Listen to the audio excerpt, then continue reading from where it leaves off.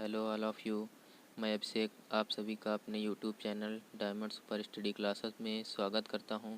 और मैं आप लोगों को आज क्लास 12th की जो इंग्लिश की बुक है उसमें के कुछ चैप्टर जो हैं वो उनकी हिंदी मैं आप लोगों को बताऊंगा। तो आइए हम लोग पहले अपना पोएट्री सेक्शन देखेंगे, फिर उसके बाद प्रोज सेक्शन बताएंगे, फिर सप्लीमेंट आगे जो उसका आगे रहेगा वो मैं बताऊंगा। तो आइए हम लोग अपना पोएट्री जो है उसमें जो कुछ चैप्टर दिए हुए हैं, तो उसमें का पहला चैप्टर जो है वो मेरा character of A happy life है। मतलब कि हैप्पी लाइफ क्या होता है, सुखद जीवन होता है। करेक्टर मतलब होता है लक्षण होता है। तो एक जो इसमें बात की गई है कि एक ईमानदार व्यक्ति है उसका सुखद जीवन कैसा होता है, इस चीज़ के बारे में आप लोगों को बताया गया है। तो इसके जो पोएट हैं वो सर हेनरी वॉटन जी हैं।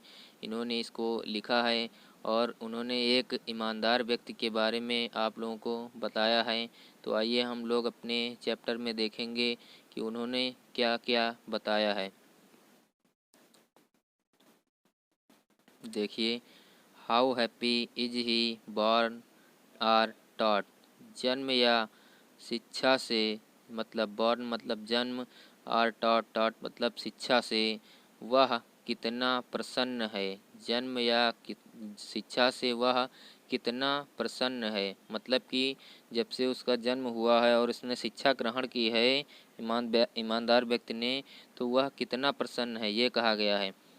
That serve not another's wills, जो नहीं करता है सेवा या फिर जो कार्य नहीं करता है अनदर्स विल, दूसरों की विल मतलब इच्छा के अनुसार, दूसरों की इच्छा के अनुसार जो कार्य नहीं करता है, मतलब कि वो अपनी इच्छा के अनुसार कार्य करता है, दूसरे जो कहते हैं वो उसकी उनकी इच्छा के अनुसार कार्य नहीं करता है।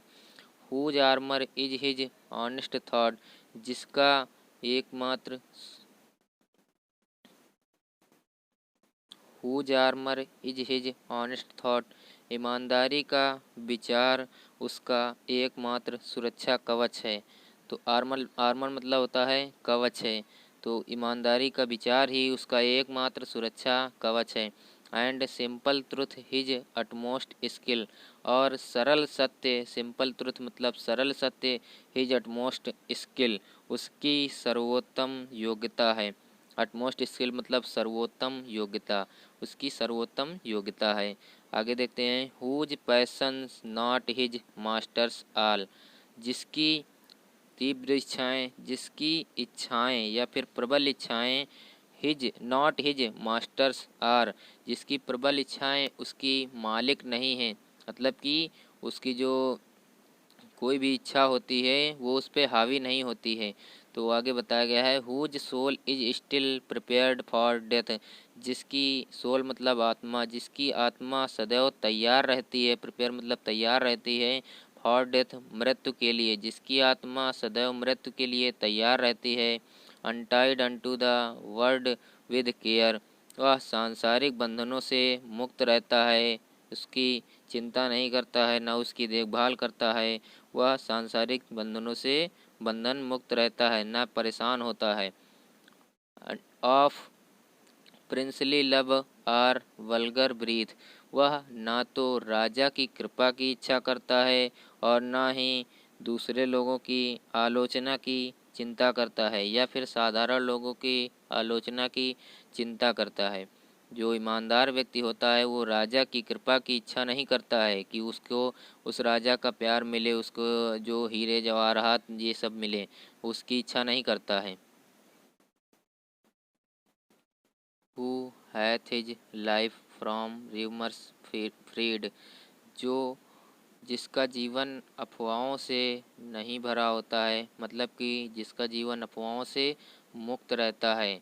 Who whose conscience is his strong retreat, जिसकी कंसाइंस मतलब अंतरात्मा, जिसकी अंतरात्मा ही उसका दृढ़ सरल स्थल होता है, दृढ़ सरल स्थल है। Whose state can neither flatterers feed, वह चापलूसों की, वह फिर जिसकी स्थिति चापलूसों से प्रभावित नहीं होती। फ्लैटर्स मतलब होता है चापलूस, जिसकी स्थिति स्टेट मतलब स्थिति होती है, कैन नाइदर नहीं हो सकती है, प्रभावित या फिर प्रभावित नहीं हो सकती है चापलूसों से। नार र्यून मेक ऑपरेशर्स ग्रेट, ना ही नार र्यून ना ही, र्यून मतलब बर्बादी, जो उसका विनाश, मेक बना सकते हैं, ऑपरेशर्स ग्रेट, जो ग्रेट मतलब होता है दमनकर्ता को, दबाने वाले जो होते हैं, कुछ लोग होते हैं जो आलोचनाएं करके दबाते रहते हैं, तो उसकी जो बर्बादी है या ईमानदार व्यक्ति की, वो उसको जो दबाने वाले थे वे महान बना सकते हैं। ना ही उसका विनाश उसके दमनकर्ता को महान बना सकता है, मतलब उन लोगों को महान नहीं बना सकते हैं उसके दमनकर्ता को जो उसने उसको हर्ट किया है। नार हो गया, नार र्यून मेक ऑपरेशर्स ग्रेट, मैंने बता दिया कि ना ही उसका विनाश उसके दमनकर्ता को महान बना सकता है। Who envies none whom chance doth raise, जिस जो ऐसा व्यक्ति जो किसी दूसरे ऐसे व्यक्ति से ईर्ष्या नहीं करता, जिसने, हु इनवीज नार वॉइस हु नेवर अंडरस्टूड, जिसने कि यहाँ पर देखते हैं हु इनवीज, वह ऐसे व्यक्ति से ईर्ष्या नहीं करता है, होम चांस डथ रेज, जिसने मतलब कि संयोग से प्रगति पा ली है, जिसने संयोग से प्रगति पा ली है, वह उसके विनाश की चिंता नहीं करता है। नार वाइस हु नेवर अंडरस्टूड, ना ही वह कभी यह समझता है कि, ना ही वह यह कभी नहीं समझता है, how deepest wounds are given with praise, कि प्रशंसा के घाव उसे कितने गहरे दिए जा सकते हैं, प्रशंसा के घाव उसे कितने गहरे दिए जा सकते हैं। प्रेज मतलब होता है प्रशंसा। तो नार rules of state but rules of good, वह राज्य के नियमों का पालन नहीं करता है, बल्कि वह अच्छाई के नियमों का पालन करता है, मतलब कि वो अच्छाई के रास्ते पर चलता है, वो राज्य में नियम क्या चल रहे हैं वो उससे मतलब नहीं रखता है। आगे देखते हैं, who God doth late and early pray, जो गॉड डथ लेट, जो सुबह शाम भगवान की प्रार्थना करते हैं, कृपा निधि करता है, more of his grace than gifts to lend, और ना ही वह किसी फल प्राप्ति की इच्छा से ऐसा नहीं करता है। सुबह शाम जो भगवान की प्रार्थना करता है, पूजा करता है, वह किसी फल प्राप्ति की इच्छा से ऐसा नहीं करता है ईमानदार व्यक्ति। Who entertains the harmless day with a well chosen book or friend, जो क्या करता है, मनोरंजन करता है, ऑफ द जो हार्मलेस डे, जो उसका पूरा दिन है उसका मनोरंजन लेता है। किस चीज़ से मनोरंजन करता है, अपना व्यतीत करता है समय, किस में व्यतीत करता है, with a well chosen book, एक अच्छी चुनी हुई किताब, or good friend, or friend या फिर अच्छे मित्रों के साथ, अच्छे मित्रों के साथ। This man is free from servile bands of hope to rise or fear to fall, lord of himself, though not of lands, and having nothing he hath all। देखिए ये लास्ट पैराग्राफ है, इसीलिए मैंने इसको पूरा पढ़ दिया।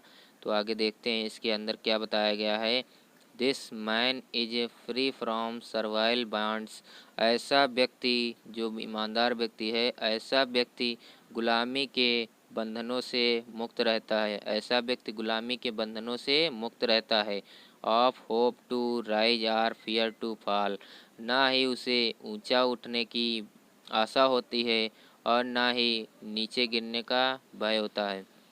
उस व्यक्ति को ना ऊपर उठने की आशा होती है इतनी ज़्यादा, ना ही नीचे गिरने का भय होता है, मतलब कि वो मिडिल में रहता है, मध्यम में रहता है। Lord of himself though not of lands, वह and having nothing he hath all, यहाँ से देखते हैं कि उस चाहे वह सांसारिक संपत्ति का स्वामी ही क्यों न हो जाए, चाहे वह सांसारिक संपत्ति का स्वामी ही क्यों न हो जाए, या फिर अपने मन and having nothing he hath all, और उसके पास कुछ न होते हुए भी सब कुछ होता है। मतलब कि यहाँ पर वह अपने मन का मालिक होता है। वह सांसारिक संपत्ति का मालिक हो जाए उससे कोई मतलब नहीं है, उसके पास कुछ न होते हुए भी सब कुछ होता है, अर्थात उसके पास संतोष धन होता है। संतोष परम ये जो धन होता है वो उस ईमानदार व्यक्ति के पास रहता है, इसीलिए वह सबसे बड़ा होता है, मतलब कि अपने मन का स्वामी होता है। तो देखिए ये चैप्टर की मैंने हिंदी बता दिया आप लोगों को। A character of A happy life था सर हेनरी वॉटन जी के द्वारा लिखा हुआ, और आप लोगों को इसकी हिंदी समझ में आई होगी मैं आशा करता हूँ। और आप लोग मेरे चैनल को सब्सक्राइब ज़रूर कर दीजिए, सब्सक्राइब कर बेल आइकन दबा दीजिए, जिससे कि मेरी जो भी वीडियो मैं डालूँ वो सबसे पहले आप लोगों को प्राप्त हो जाएं। और मेरे वीडियो को लाइक शेयर कमेंट करना ना भूलें और अपने दोस्तों से शेयर ज़रूर करें। धन्यवाद।